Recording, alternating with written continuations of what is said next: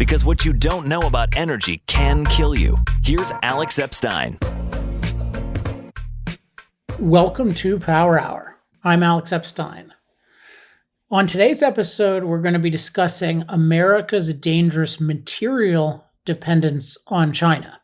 And by material dependence, I mean very specifically dependence on China for many of the vital materials in our civilization, and also arguably many of the materials involved in the non-vital sources of energy that are increasingly being mandated, namely solar and wind. Now, I've been increasingly interested in this topic and more broadly the various threats from China that relate to energy. I've become more interested in these over the past several months. And a few months ago, I got introduced to a young industrialist and analyst named Maxwell Goldberg. Now, I looked on his LinkedIn, and this guy graduated from college in 2019. But I was really blown away by talking to him. I mean, he has really done his research, and he is really obsessed with the issue of where do our materials come from. And this is an issue that I'm interested in, but I found that he knows way more than I do. And he also has a very strong and I believe healthy patriotic interest in making sure that America is not overtaken by other nations, specifically ones that are anti-freedom, above all China. So I thought I would bring on Maxwell, or Max, as I call him, to discuss this issue. And I've already recorded the interview. Sorry, by the way, those of you watching, you can't see me. The interview will be visual. I had a bunch of stuff going on, and I'm doing a speech, and I don't have a good place to record this where the visuals are any good. So sorry about that, but I have already gone through the interview, and I was just even more impressed with Max. I think you're going to really enjoy it, and I think you're going to learn a ton. The only thing I can say that's negative is some of the stuff he talks about is scary as hell, but better to be informed now about the threats than to be informed later when it's too late. So with that in mind, enjoy the interview with Maxwell Goldberg. I'm joined now by Maxwell Goldberg. Max, welcome to Power Hour. Thank you so much for having me, Alex. I'm really stoked to have this conversation. I think there's a lot of interesting, unique, and fruitful convergent points that will help us make the case for more human flourishing around the world. All right. Well, that's a good start. So I got introduced to you maybe 2 months ago by a mutual friend named Joe Polish. And I'd say I've met a lot of people through Joe. All of them are interesting in some way, but you're the first person that I've been introduced to that was really sort of on his own, like philosophically aligned with me on energy and materials. And you are that way at a very young age. I mean, sometimes people say I'm young, but I'm 40 and you're a lot younger than 40. So I'm really interested in how you became, and you know, you come from the tech world, and yet you're very interested in the US's well-being, which is somewhat unusual for that world. And then you're very interested in energy and material security, which is definitely unusual in that world. So I'm curious, how did you become interested in all of these issues? So I'll start by giving a little personal answer, and then I'll go move into a professional answer that I've developed through my work experience. I am a proud second-generation American. My grandparents came here after the Nazis occupied their various countries, from Austria to Hungary to Czech and Slovakia. After World War II, Germany was in there as well. So I have a deep sense of realism, objectivism, and what truly creates human flourishing, and what human suffering truly means. My grandfather was running from the Nazis for 5-6 years before he was able to make his way to the West and then eventually to America. So I'm deeply grateful for my Americanism and my newly found American heritage. So that kind of is the basis for my fascination with manufacturing materials, and the, let's call it the American economic prosperity dream that I've come to develop. On a professional side, I have noticed through my work, let me back up there as well. I also come from a community that's all about questioning, asking why, asking where does stuff actually come from and why does it work this way? And that was welcomed when I was growing up. And so that's built into my philosophy. I then took that into my professional work, and I made my way into the tech world through a variety of engineering projects and through a variety of business endeavors. I ended up working as an entrepreneur in residence for an entrepreneur out in California, which had me touching a lot of different areas of emerging and let's call them exponential technologies, for lack of a better word, things like AI, quantum computing, material science, energy technologies. I think that folks who don't necessarily align with us would throw solar and wind in there as well. And so I've had a lot of exposure to these different types of technologies and programs in progress. And the thing that I became very disenfranchised with while I was doing that work, again, coming from my background of realism, knowing what real suffering is like and knowing what it's like to not have, I realized that the focus in the United States right now is really on this digital economy. It's really on how do we move really, really fast digitally? How do we build things really, really quickly digitally and create new, exciting technologies using digital tools? And there are some amazing innovations being done in the digital world. And I love technology. I'm a technology optimist. I think that technology only leads to more and more human flourishing as you average it across time. But what I realized that the United States is missing, and particularly the technology startup and entrepreneurial ecosystem is missing, is a real understanding of where their stuff comes from. They think that just because they go build a new machine learning algorithm, or they go design a new quantum computer, or they go design a new augmented reality device, that we automatically have the ability to go scale that in manufacturing, that we automatically have the ability to go scale that from a raw materials feedstock standpoint, that we can automatically go mine those different materials.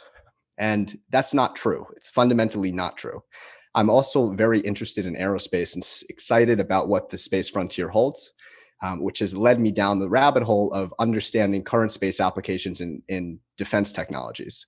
And I've come across some really scary information on the defense technology side, where just like in the tech and startup ecosystem, folks are not too focused on where stuff comes from.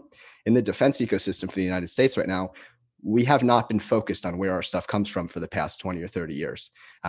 If we were to go fight a war with China tomorrow, and it was a protracted war of attrition, let's say, and we had no access to Chinese supplies of some of these materials, our technology economy would collapse, our entrepreneurial economy would collapse, our startup economy would collapse, and most importantly, our national defense and national security ability to go produce the most important materials for us to protect ourselves, like F-35 fighter jets, Tomahawk missiles, nuclear submarines, we would cease to be able to produce all of those. So for everything I've realized, for everything from our iPhones to bleeding edge technology products to defense technologies, we do not know where our stuff comes from. And I am blessed and also, plagued by the fact that I'm a young person who's recognized this issue. And it has become a deep passion for me to help do what I can to solve this problem that the United States faces, this critical and existential vulnerability that we face, and do what I can to advocate and have conversations around helping entrepreneurs, innovators, industrialists, and the broader United States community solve the fact that we do not know how to make things here domestically in the United States. Man, that is a motivating statement, particularly that you made about a minute ago, that like if we were to have a protracted engagement with China, all of these different things would collapse, including military. So let's jump into the evidence for that. So let's just start off with, how would you summarize our current vulnerability? And I'll like the categories, you can emphasize what you want, but I would say materials, energy, economic, like the state of our vulnerability to China. So let me focus on my area of knowledge. I won't say expertise because I'm far from an expert on any of these different topic areas, but my area of knowledge predominantly is in materials manufacturing. And again, that where stuff comes from theme on the physical goods side. And I'll illustrate it through two different trains of thought that I have been deep diving into over the past 6 months. The first is rare earth elements. We have been talking about rare earths the past 30 years, but there's been no significant action taken by the United States. Rare earths, if you look at a periodic table, there are the 15 elements that are kind of pulled out and on the bottom of the periodic table, those two rows, plus two other ones that are above them for whatever reason, they're incorporated into the rare earth element category. Rare earths are extremely unique and they have extremely unique electronic, magnetic, and optical properties.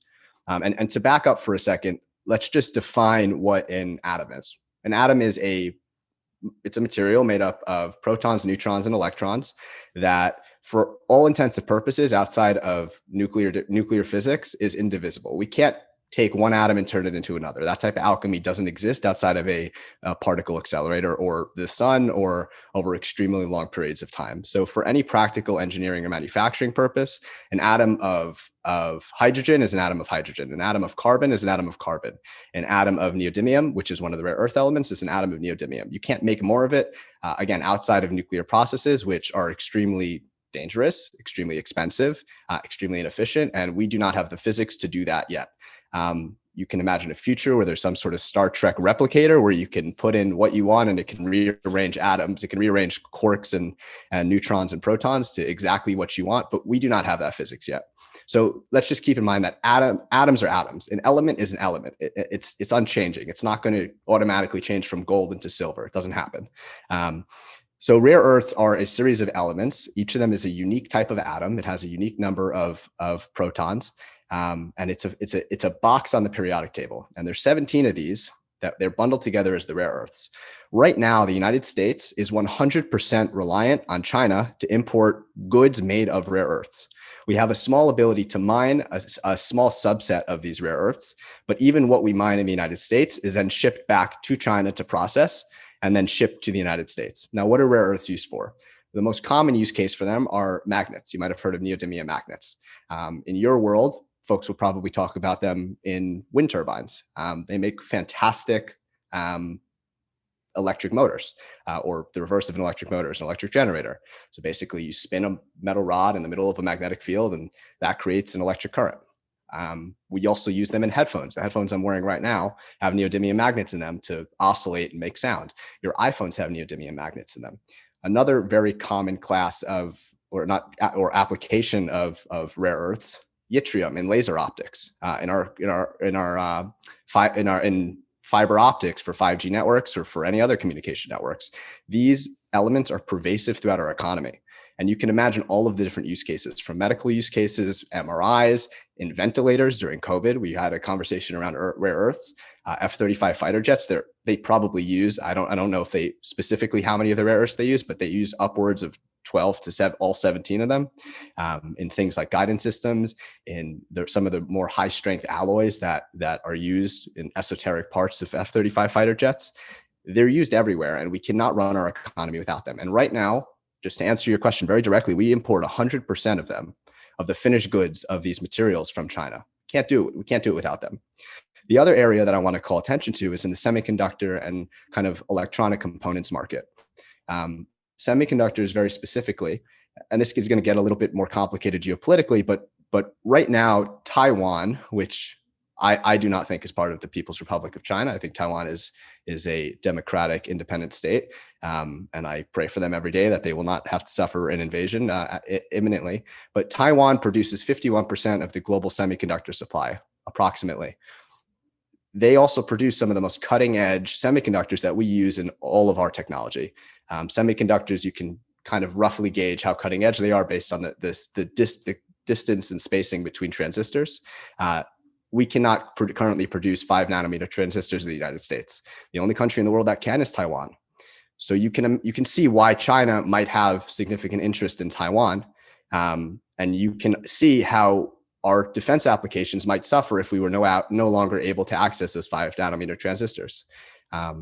Another example, Alex, I believe that you tweeted about this a few days ago when it comes to solar cells. There's a province in China called, I always mess this up because my Jersey accent does not go well with pronouncing Chinese city names. Xinjiang province in China is home to the infamous Uyghur Muslim concentration camps. And there's a large percentage of US solar cells that are imported from overseas come from that province.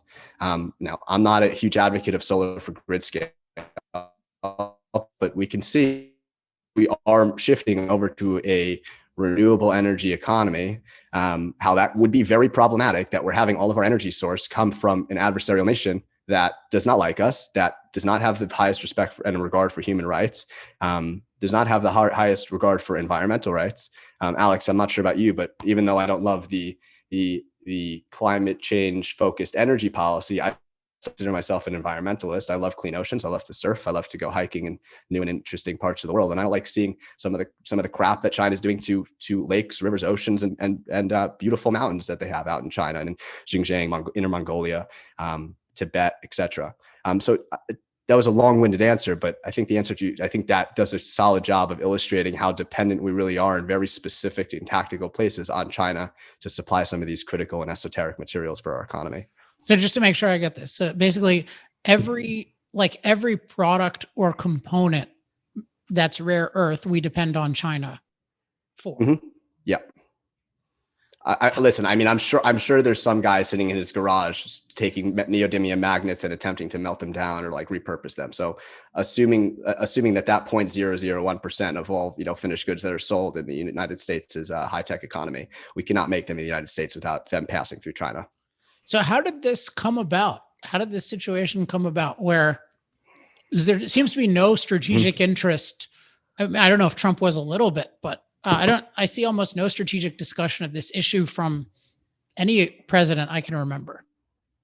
Yeah, so President Trump actually spearheaded a few initiatives to help reinvigorate this industry, and that's kind of how this conversation got started. It's part of how I got interested in this conversation. That we put out a 2018 executive order about critical minerals and recognizing that we are way too dependent on China and other unstable or tyrannical regimes or adversarial regimes around the world for a lot of our critical minerals, even outside of rare earths, things like cobalt, lithium. What else is on? There's a ton on that list. There's 35 that they classified, and 35 and the rare earths are listed as one type of critical mineral because they all come from the same mineral deposit. But how did this get started? This got started because China viewed, and let's just focus specifically on the rare earths for a second. China has viewed since the 1970s, 1980s, rare earths as a very strategic resource. They recognize the technological importance of this resource. There's a really relevant quote here when Deng Xiaoping, and I wrote it down just because I wanted to bring it to your audience. In 1992, Deng Xiaoping says, the Middle East has oil, China has rare earth elements. So they realized back from the lessons of the Arabs in the Middle East, from the lessons of Iran, from Saudi Arabia, from the United Arab Emirates, from all of these massive oil producing countries, the importance of controlling a high tech and economic driver of a resource. And so they have made many strategic moves, and I can get into a few of the ones that they've made over the past few years, over the past few decades, to dominate and domineer this supply chain and strategically undercut the United States' ability to compete in this market. And not just the United States, but the entire, let's call it the Allied West in this Cold War that we're seeing unfolding before us. Okay, give me a sense of some of those moves. Yeah, so there was a company. So the largest producer, and I believe for a large portion of time, the only producer of integrated rare earth products in the or magnets that was supplied defense applications in the United States was a subsidiary of GM called Magnequench. In 1996, I believe 1996, a Chinese conglomerate chaired by two of Deng Xiaoping's son-in-laws came in and tried to purchase Magnequench from GM. CFIUS, the Committee on Foreign Investment in the United States, had some problems with this investment. For some reason or another, the investment ended up on then President Bill Clinton's desk, and for some reason or another, this investment was signed off on, and this Chinese conglomerate was allowed to purchase Magnequench under the conditions that they would not remove the line from the United States. Fast forward to 2003. And what does the new owners, this Chinese conglomerate of Magnequench, do? They've taken this entire production line, replicated it over in China, and then in 2003 they shut down Magnequench's line. I believe the plant was in Indiana in 2003, leaving the United States with no ability to produce magnets for defense applications. So that's one really tactical example of how this unfolded. Other examples. China over the past 50 years has really heavily invested in creating new applications and new technologies for processing of rare earth elements. So they've been investing in new magnet technologies, new communication fibers that use rare earths, new coatings, new superalloys, et cetera, that use rare earth elements. I'll also note that these elements are called rare earth elements, but they're not really rare around the world. They're in pretty substantial abundance. If you go in your backyard, you probably have, if not if not all of them, a handful of the rare earths just in the soil that's in your backyard. The problem is finding it in a economically viable mine. So is there a concentration that's viable to actually go and mine where you can actually turn a profit?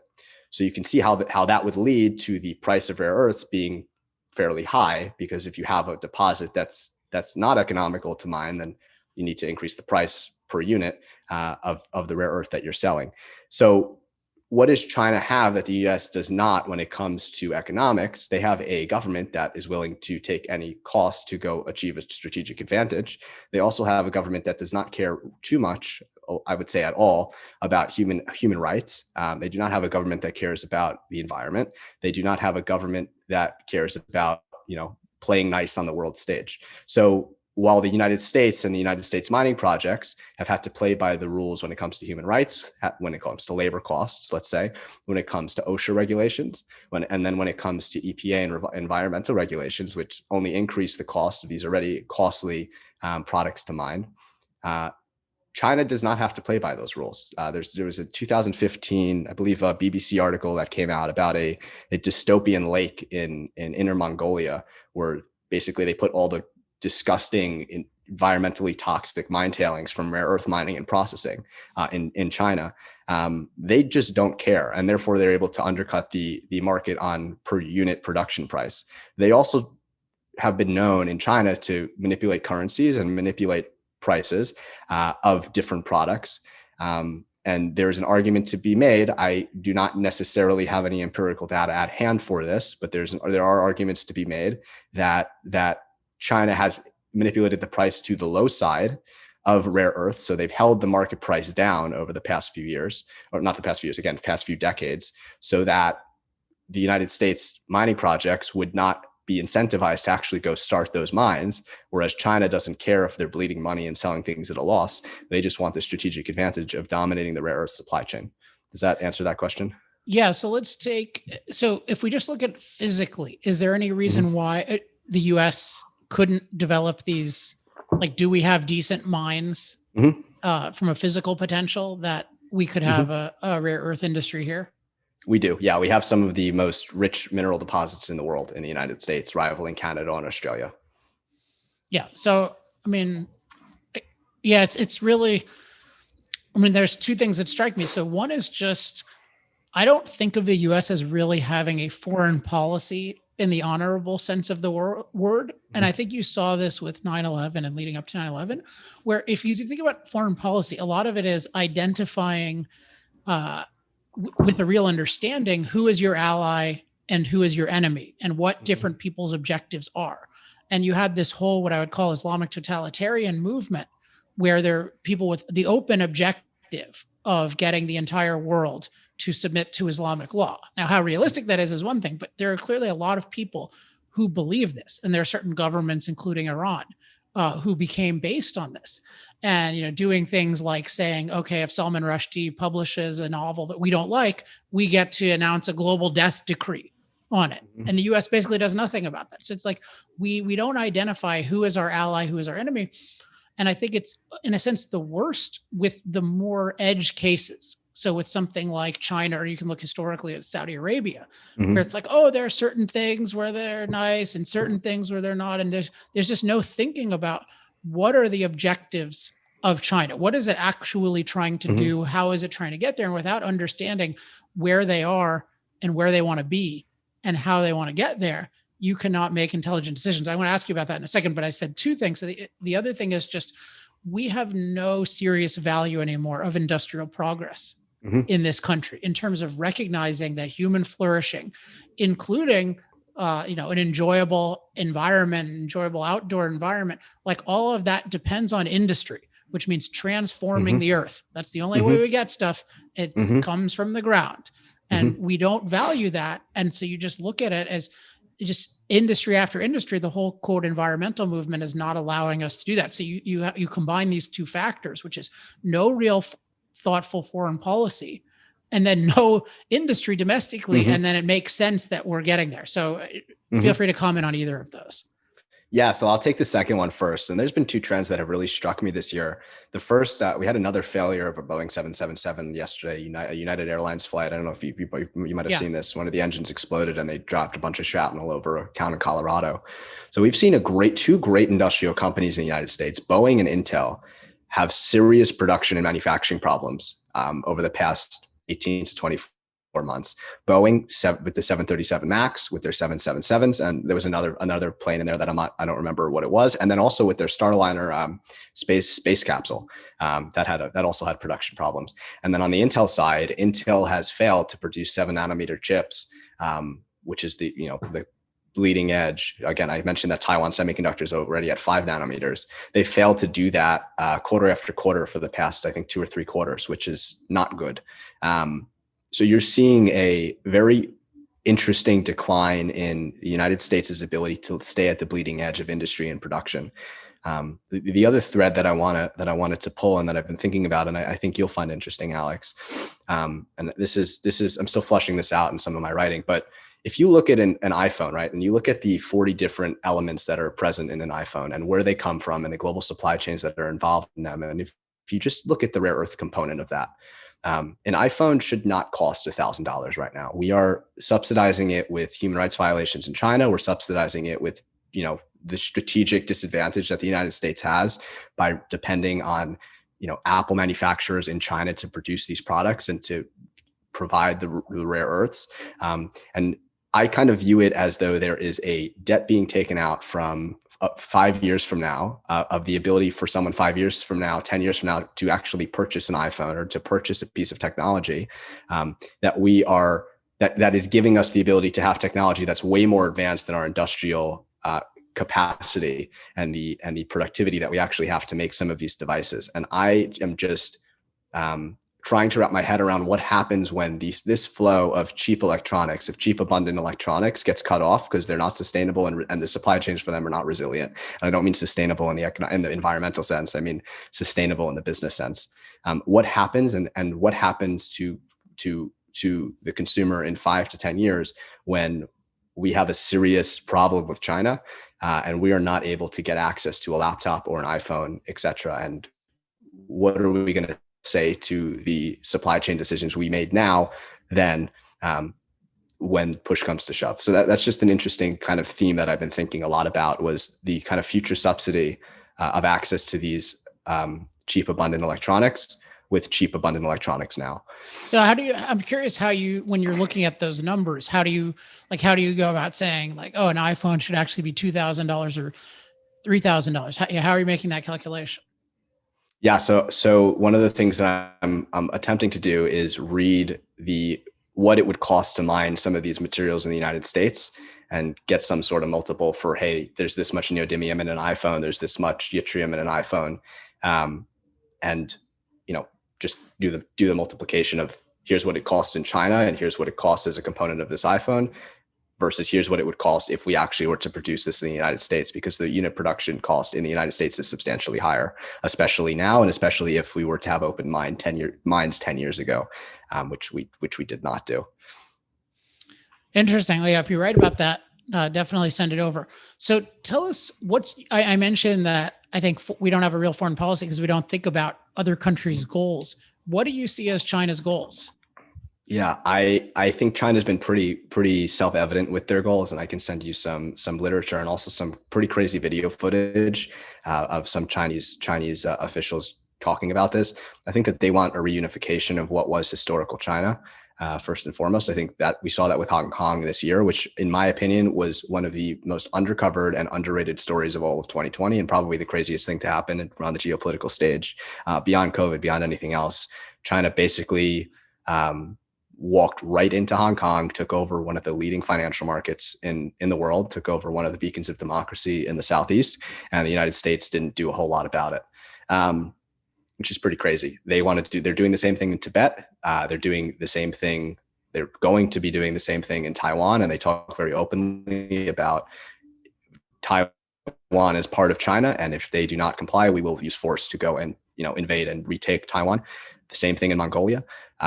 I think that there's a lot. I think there are a lot of disputes with the Indians over what is part of China, what's part of India. You saw a huge border clash with the Indians. I think in the middle or beginning of last year. 2020 is very fuzzy and it blends into like November, December 2019 sometimes. So I think first and foremost, they want to reunify China. They want to become a old superpower. They are through the Belt and Road Initiative, and this is another very interesting area that I think would be worth us spending some time on. Through the Belt and Road Initiative, they are very strategically and very deceitfully working to take over the financials, working to take over the resources, working to take over the infrastructure in second and third world, and even some first world countries like Luxembourg across the world. They want what I see as, I don't know that I would call it global domination, but they want global dominance. They want the ability to enforce their will from Beijing on their adversaries, on their enemies, and they want to try to do it without having to fight and wage a war. It's a very interesting, complicated problem and challenge, and it is extremely multifaceted. It has a technology flavor, it has a military flavor, it has an infrastructure flavor, it has a space and exploration flavor. It's all encompassing, and they've been developing a very holistic strategy and taking chess moves like dominating the rare earth market, which the United States would never have thought to do, in so many different industries. Here's an example. The United States controls the GPS system that all of the world uses, or that all of the world did use for navigation systems. Not right now, but 10 years ago or so, China started to develop their own version of GPS, a global positioning system owned and operated by China. They are having countries that they go and they provide financing for projects or building infrastructure or financing a mine, whatever it might be. They go to those countries and they say, hey, if we give you this financing, you have to come onto our GPS network. You have to operate our GPS. We want to own the ability for people to navigate around the globe. And you can see where that leads when it comes to dominating everyday life for billions of people all around the globe. So we talked about their control of these critical markets in terms of rare earths in particular. I mean, even that is just huge. What incidents or trends have you seen that they're actually going to exploit this vulnerability? So in 2020, at the end of 2020, the United States approved a $1.3 or $1.8 billion arms sale to Taiwan from Boeing, Lockheed, and Raytheon, three of the big defense primes in the United States, for a range of missile defense systems, missiles, artillery, anti-ship missiles, etc. When that happened, China almost immediately said, hey, if this sale goes through, Boeing, Lockheed, and Raytheon, we are going to embargo you, boycott you, place sanctions on you, etc. You can see the implications of that for a company like Boeing that sells a fair amount of 737 Maxes and 777s to Chinese markets.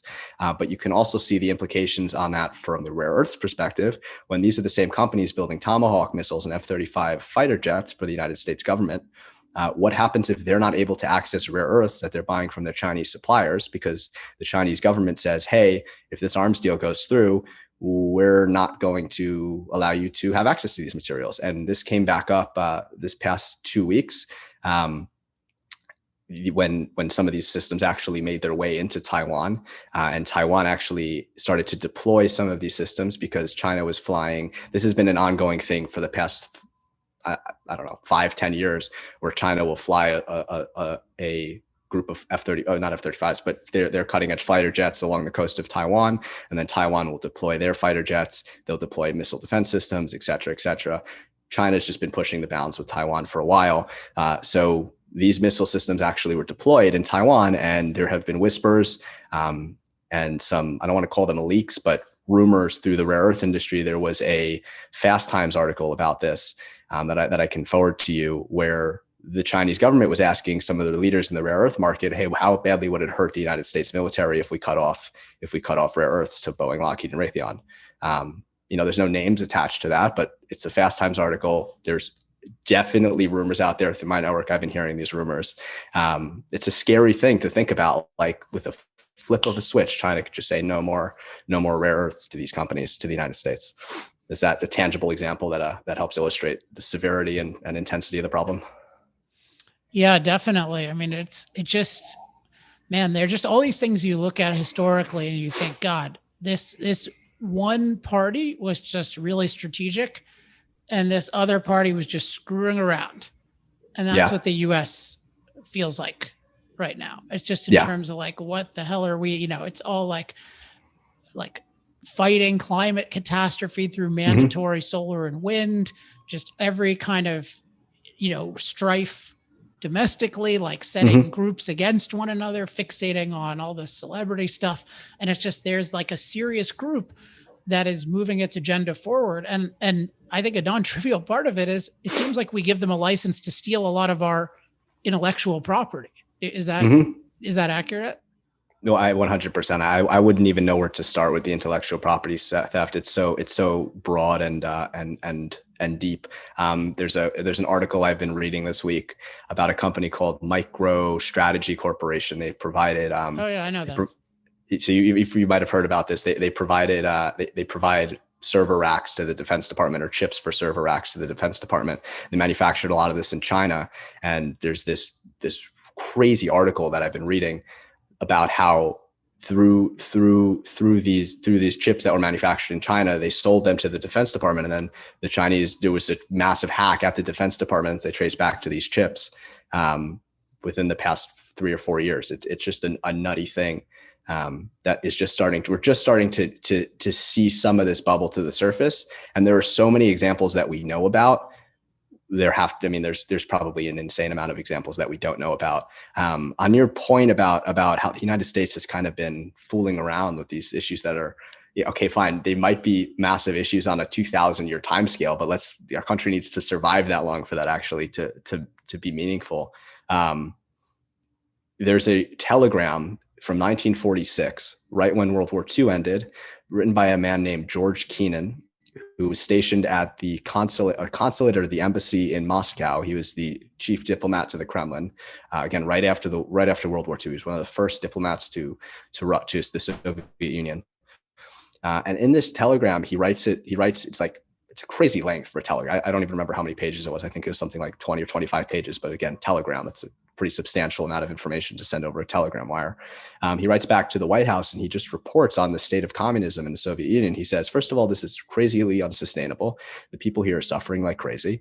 But there's a broader chess game being played here. And I'm summarizing and paraphrasing, obviously. There's a broader chess game being played here, and the communists will try to eat us from within. And they recognize that the way that they're going to beat us is not through direct warfare. It's through proxy wars. It's through infiltrating and infiltration and espionage. It's through subversion. It's through trying to influence domestic affairs in the United States and in Western countries. It's through creating racial tensions. He explicitly says this. He says it's through creating economic rifts. He says it's through trying to attack the institutions like religious institutions. It's trying to attack institutions like community institutions and really rip the country apart from within. And that the Soviets realized it wasn't going to happen overnight, that it was a long game that they needed to go and they needed to attempt to play. And it's very eerie when you read this telegram and you think back, and I wish I had it in front of me so I can pull one or two of my favorite, but the scariest quotes from it. It's really eerie when you read back at this telegram and you apply it to what's happening in the United States. You just apply it to 2020. And it is crazy how closely it follows the narrative that we're seeing unfold with our kind of cold proxy wars with China. I did you see the Epoch Times article that I forwarded Yes. over to you? Yeah, I did. So there's an Epoch Times infograph. So just for the audience, there's an Epoch Times infograph that if anyone wants to go Google it, and if you put it in the show notes or however you communicate it, that breaks down kind of I think it was like 20 different areas where the Chinese have been very strategically attacking the United States, economically, politically, culturally, etc. And if you look at that Epoch Times article and then you read back at this long telegram from 1946 about how communism will attempt to dominate the West, it lines up almost perfectly. It's pretty freaking crazy. Wow. Yeah. It's really, I mean, I'm glad we're having you on to discuss this. So let's just, and this is somewhat of a rhetorical question because you can guess my answer, but I'm curious on your view of China's net zero commitment. So just to set this up, I mean, I had one of my most popular tweets, well, before the whole Texas thing where I suddenly became a star on Twitter for 2 days. I was doing some tweets about China, and I just pointed out, they set a 5-year high for coal production, a record, this is pandemic year, mind you, record for oil imports, building 100 plus new coal plants. And yet our most influential man in finance, Larry Fink of BlackRock, writes a letter. And the only thing he says about China is they've made a historic commitment to net zero. And so to me, this just strikes me as like, this is just a strategic play. They're more than happy to say something that gets us to deindustrialize, right? I mean, gets us to abandon fossil fuels, and they can use 5 times more electricity than we do, which they already are. They can get it 66% from coal, and they can use that coal-powered electricity to make us solar panels and wind turbines using rare earth elements that can only come from them. So to me, this just seems like another strategic ploy. I'm curious what you think. I have a joke to make, but I don't want to make it on the air, so I'll tell you after we get off of air. However, I think it's a crock of shit, if I'm allowed to say that on the podcast. Sure. That it's actually insane how China is responsible for not only making a lot of these renewable technologies, but exporting them in mass to the United States. If you look at a lot of the wind turbines, if you look at a lot of the solar panels that we get, they come from China. And I think I don't know how it's happening. I don't know why it's happening, but there's no way that China is committing to net zero. They are building more coal plants than anyone in the world. They're not only building coal plants in China, but through the Belt and Road Initiative, they're building coal plants all over the world. They're building nuclear plants in China and all over the world. While they export these renewable technologies that they're actually manufacturing to the United States, and they commit to net zero things in the world stage, which doesn't mean anything because China's not playing a commitments game. They're playing on a world domination game. I think it's just no way that they're committing to net zero. And if you look at some of the mining projects that they're using, they're building coal plants to support the mining projects, to go mine the rare earths that you need and the other esoteric minerals you need to go create the renewables that they're then sending to the United States. And it's just a crazy phenomenon of people having no idea where their stuff comes from. And that's kind of how this thesis started, because I was looking at a solar panel, and I have a materials engineering background, and I'm like, there's a lot of different things going on in this solar panel. There's a lot of different elements in this solar panel, and they don't all come from the same place. Like, there's no way they all come from the same place. How did these things get shipped around the world? How did these things actually get pulled out of the ground? What did we do with the waste from producing these different things? And also, what are we going to do with the solar panel after it reaches its end of life? Are we going to just like burn it and throw the waste in a toxic slush pool? Like, we're not thinking through any of this.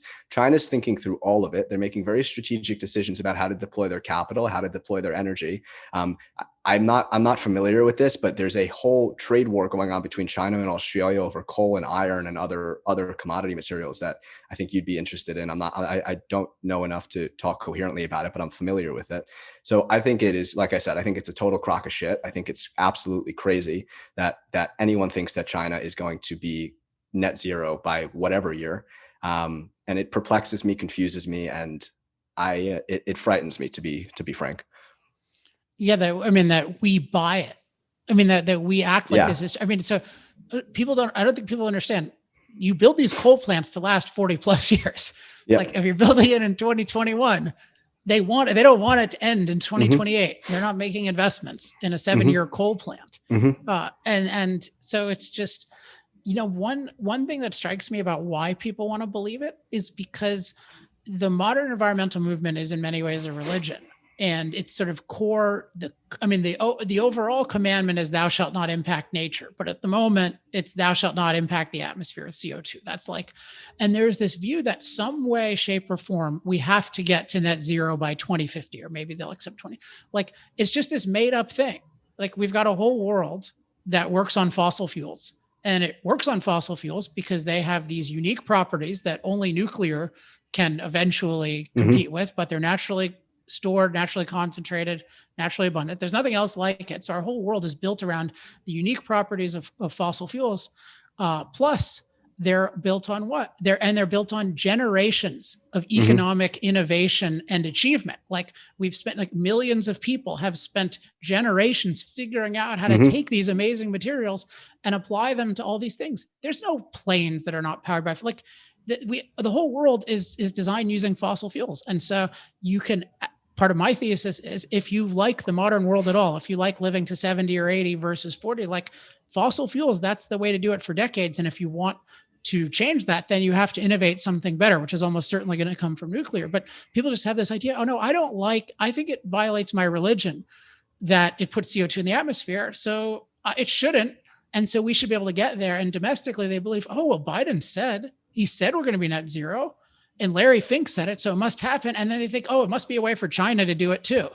And so they just come up with this, even though China is like, everything they're doing is, no, we want even more CO2 emissions. Like it's just amazing how they're blinded by this faith. And unfortunately, as you're pointing out, it's not just, this faith is coming at the cost of our national security, because we're allowing them to empower. And then we are disempowering, and we're also dematerializing. Mm-hmm. Yeah, listen, I love batteries. I'll say that I love batteries. I think batteries are phenomenal technology. I think the application using them in electric vehicles or electric aircraft, there's applications for it, but electric cars is ridiculous. It doesn't make any sense. Here's why. We can ignore all the energy considerations for a second. We don't have enough material, like raw material. We don't have enough lithium to meet the battery demands that we're going to have in every other high-tech part of our economy. Because think about what requires batteries. Sensors require batteries. You hear people talk about a 1 trillion sensor economy all the time, where you'll be able to monitor every piece of the world, your life, etc.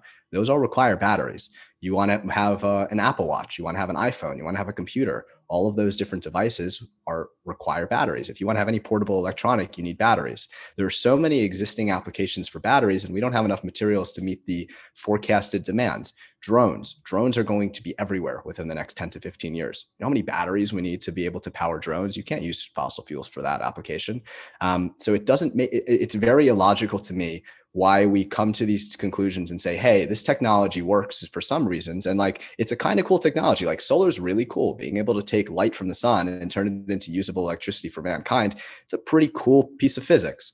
But it doesn't work for large scale energy applications. At the same time though, if I'm living in the woods and I don't want to have a gas line going to my house, I'm going to buy a bunch of solar panels, put them on my house, and be able to have energy generation capability. So I think it's really interesting how we don't really think about where stuff's coming from, but we're also not thinking about where stuff's going. And like you're saying, fossil fuels are amazing for what they do, and we have so much work behind them. Why do we have to leave them behind? Coupled with the fact that we don't know, we don't think about where are all these materials going, and the fact that we have so many different innovations that are going to require the same material set that are coming online all at the same time. We don't necessarily have the capacity to go totally leave fossil fuels behind. Again, I agree with you on a lot of what you say about the energy and the reasons why we shouldn't convert to a renewable grid and renewable vehicles. But leaving all that aside, even if we keep things the way they are now and we add on all these new technologies, drones, more computers, more iPhones, more sensors, etc., we don't have enough materials to cover all of those applications. And at the same time, people want to electrify all of the things that you talk about being a terrible idea to electrify. So it boggles my mind how this evolves. I'm curious because I've never seen any real study of kind of absolute material. And this, people got in a lot of danger with this in oil, saying like, oh, they'll take like the reserves numbers, which that's the presently planned production. That's not how much is in the earth. That's just how much is planned given economics and given different companies. And people would say, oh, the reserves are low, so we're going to run out. So I worry about that with lithium. What's the basis of saying, oh, we don't have enough of these materials? Let me rephrase. Let me rephrase. We have enough of it. We don't currently mine enough of it. And we also don't have good ways to process enough of it into the large scale battery packs that people talk about when they talk about EVs. So does that rephrase kind of answer those that question? Could theoretically scale, right? Yeah. Mm-hmm. They definitely could theoretically scale, but think about the amount of human capital, the amount of financial capital that we need to be investing in, again, so many different technology themes. It seems to me, and I don't have empirical data to show this. That's why I just changed my my statement to say, hey, sure, we definitely have the ability to go scale this production, just like with oil. We have so much of it all over the earth. I'm really interested in recycling technologies as well for a lot of these materials. I think recycling is a huge solution for lithium, again, and outside of EVs, for neodymium magnets, being able to not have to import magnets from China, but in all of our electronics, how do you go about reclaiming our e-waste? I think that we'll definitely be able to scale that. The place where I am concerned is we don't have enough capital from a financial perspective, from a human capital perspective, and from a know-how of actually scaling the systems, because we haven't scaled these systems yet. So we still have to scale these systems. And then we can have the conversation about scaling them more than we need to scale them at this point in time. Yeah, I mean, so my own view is like, the great thing about oil is it's been discovered. Our ability to produce oil has been discovered under freedom, but you didn't know 100 years ago what our ability to produce oil would be. And so part of it is there are other things that didn't scale that we abandoned. But right now we have this goal of a centrally dictated green economy where Biden and the Chinese, like where everyone is supposedly just deciding, oh, everyone's going to use an EV. And like, that is totally arbitrary. And you run and with any given component of that, you can run into unforeseen scaling challenges. Even with what Tesla is doing, you see them run into different challenges. People running into challenges, semiconductors, and these are just a tiny percentage. And they're saying 100%. So in my view, it's not necessarily that I can prove, oh, there's not enough lithium, but it's like, you have no idea how to produce this on a global scale. You don't know what you're going to run into, and you don't know what it's going to cost. It already costs more to do this stuff on a small scale. There's a lot of reasons to believe it's going to be on a large scale. Okay, got to wrap up soon. So let me just ask one more thing, which is, how should our policies change? Which is a big question, but we need to know your overall answer. Yeah, so I'm a big proponent of individualism and empowering individual entrepreneurs to go solve some of these really massive challenges that we have. So on the entrepreneurial and business ecosystem side, when it comes to the government's involvement, I really try to say, hey, government, you need to just stay out of the way of entrepreneurs, deregulate as much as you can, and allow folks who want to go make money. When it comes to the rare earth challenges, and when it comes to some of these critical minerals challenges, because in my view, I believe that we are at war with China in a cold yet weirdly hot, techno-infused fashion. I think that the DoD really does need to have a seat at the table in helping to solve some of these critical minerals supply chain vulnerabilities and resiliency issues. So I'm a huge fan of the Small Business Innovation Research Grant Program, the SBIR program. I'm a huge fan of Buy American program. So, hey, DoD, if you're buying a new Tomahawk missile, you need to figure out how to make sure that the components of that missile are sourced from the United States. I'm not a fan of that if it's not of an existential importance and if we are not in some sort of wartime environment. But I do believe that we are in a weird techno cold war with China at this point in time. And I think the DoD needs to incorporate those two types of programs. Again, innovation grants for new ways to use materials, new ways to process materials, and then Buy American clauses to say, hey, if we're buying Tomahawk missiles, we really need to make sure that every component is sourced from US suppliers now, so that those companies like Lockheed might be able to go buy contracts that are a little bit more expensive for magnets than they are from their Chinese counterparts from United States mines and United States processing facilities. And then we can get that capital system working. I think that companies need to start using different discount rates when they're thinking about their sourcing decisions. I think that is a really real possibility of, hey, Apple might not be able to sell iPhones to US consumers at some point in the future if China just decides to not let these materials into US markets. So what is Apple going to do in that point in time? And I think that from the private industry and from some of the bigger companies that have the buying power in the private industry, I think they need to start using different discount rates to start changing their sourcing decisions towards Buy American initiatives. I also think that the Trump administration did a phenomenal job. There's a gentleman, Alex Ergot, who talks a substantial amount about this. I think he's involved in the process. I'm not sure if you know him or not. He talks a lot about how the Trump administration systematically deregulated the mining permitting process through NEPA and the EPA, which has been a boon for mining projects. And in the last few weeks of the Trump administration, they just checked off like you're approved for a handful of different mining projects in the United States. So I think more deregulation of mines in the US is really important. And then I think competing where China doesn't compete with us, and that's on innovation and kind of white collar productivity, and figuring out how we can make mining and processing of these materials more innovative, and feed some of these mining projects that the economics don't currently work out for, and step back, apply some of the things that first of all, human capital, apply some of the methodologies, the lean methodologies, the innovation methodologies that the digital and Silicon Valley ecosystems have gotten really good at. I think they've the best in the world at it. It's pretty phenomenal how quickly and innovatively they're able to innovate, and apply some of that thinking to our raw material supply chains, to the mines that don't work, and figure out how we can create new technologies that might require upfront capital investment. But if you use an adequate discount rate and you have a long enough time horizon, the returns on that capital investment, again, the venture capital model, make those technologies viable. So it's really an innovation approach that has DoD support and has support from some of the larger companies in the US that have buying powers to infuse capital into the United States raw materials ecosystem. All right, there's a lot there. I'll probably share some thoughts about that in my closing, but I want to close by asking, so what are you doing next? Because I'm guessing a lot of people are watching this say, God, this guy is impressive. He's got a lot of ideas. But so what are your ambitions? Because you're not, like last time we spoke, at least, your goal is not to just become like, this is a little arrogant, but like the Alex Epstein of this as a public intellectual, although obviously you could. But like you're involved in the entrepreneurial side of things, right? So just tell the audience a little bit about your plans, and if there's anything they can do to go along with them, invest in them, follow you, whatever you want. Definitely. So I appreciate that, Alex. Thank you so much.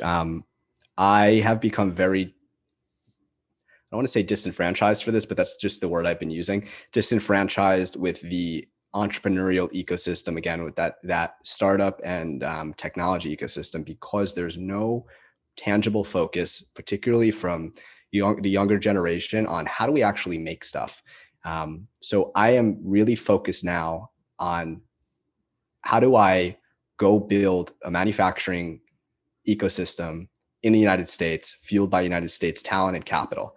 The way that we are going about doing that is going to acquire United States manufacturing companies. A lot of them are run by folks who want to get out of industry. COVID really pushed a lot of these businesses over that line, where their founders who started these companies in the 1970s, 80s, 90s no longer really want to be involved. They kind of want to get out and change ownership hands. So the first step for me is figuring out how to actually going and acquiring United States-based manufacturing companies. Long-term, and this is a little bit tangential, my long-term goal, I love space exploration. And once we get over this hurdle where we have a techno-cold war between two great powers that could very easily devolve into thermonuclear, AI-powered hell. Sorry to make it dark, but once we get past that hurdle, and I think that empowering U.S. manufacturers is a really important piece of threading that needle. I'm really interested in building a raw materials company for space exploration. So when we go to Mars, when we go to the moon, when we go to other planets, we need to be able to produce things in situ on those planets. We need to be able to produce methane from carbon dioxide, which is a very interesting technology that I think you would probably be fascinated by. We need to be able to produce polymers for 3D printing from the carbon in the air there. We need to be able to produce iron from the sand. We need to be able to produce magnets and integrated circuits, et cetera. So that's kind of my 25, 30-year vision. In the short term, acquiring U.S. manufacturing companies, learning as much as I can about United States manufacturing, and helping to solve some of these where stuff comes from problems. Within the next 36 months, I'm going to be looking to acquire not only kind of integrated final product manufacturing companies that might make agricultural equipment or floor polishing equipment or more industrial focused equipment, and I'm going to look to move into the component manufacturing acquisitions. So I think that semiconductor production, I think that consumer electronic production, I think that magnet production are all very interesting spaces. I'm already making some investments in those different areas. But how can we create my whole focus now is how can we reinvigorate and make manufacturing great again in the United States, and get young people, get industry excited about making things back in the United States.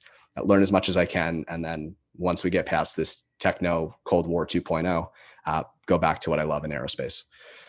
So, how can people follow you? Or I don't know if there are any, we have a lot of wealthy listeners. I don't know if anyone can get involved with you financially, but what should people do action-wise? Yeah. So if you'd like to get in touch with me, I love having conversations with intelligent people who want humans to flourish more. Please reach out. My email is max@zahaven, ZAHAVEN.com. It's a play on my last name, Goldberg. Zahav in Hebrew means gold. For anyone interested, it kind of relates back to the critical mineral stuff that I am working on. And then I have a website that is in progress around the Where Stuff Comes From theme, wherestuffcomesfrom.com. That will currently link you to my personal website, maxwellgoldberg.com, where I have all my work, my podcast, blogs, where I talk about a lot of these different themes and whatnot as well. So max@zahaven.com. You can head over to wherestuffcomesfrom.com to learn more about the critical minerals and supply chain resiliency themes that I'm talking about. And then my personal website, maxwellgoldberg.com, to dive into some of the content that I've been putting out. Awesome, Max. Well, I'm sure everyone's very impressed with you. Glad to have met you. And thanks so much for coming on the show.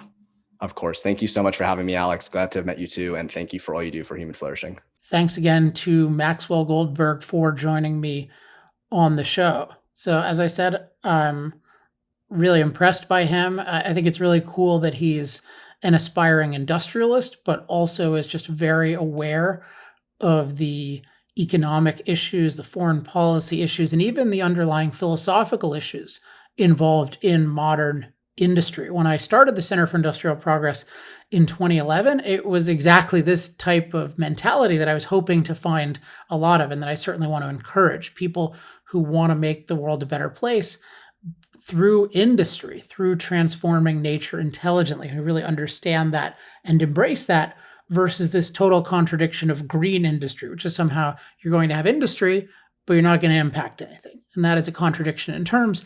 And it leads ultimately to anti-industrial policies and anti-productivity practices. So super great to see, where Max is heading. I learned a ton from him.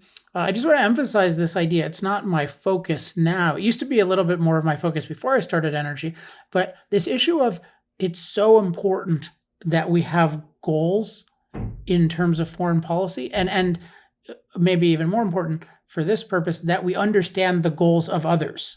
It's just, you cannot, so much of what goes wrong with foreign policy is there's no serious understanding of the goals of different countries and their different strategies for getting there. And there's just a tendency to treat other countries and other leaders as if they're basically the same as the US, and nobody really takes their ideas seriously. Nobody really has these grand master plans.